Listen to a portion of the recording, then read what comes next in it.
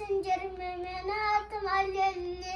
Acı ana canımı me bakanana katsan isteyecek. Келі әйелі, мен саған құрақ көрпеше үйретейін. Мынау қазақша ою өрнегімен. Қарашы мына қазақша қошқар мүйізді құрақ құраймыз.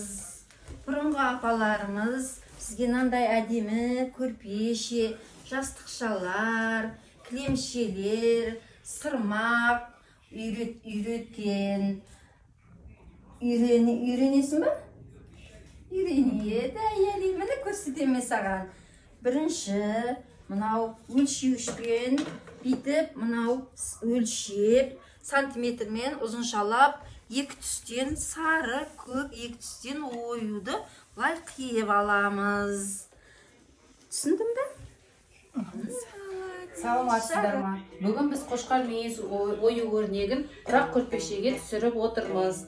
Аяли, қошқар мүйіз ою өрнегін білесің ба, нені бейнелейді? Бұл қойдың төбесі мен екі жаққа иіле түскен мүйізі.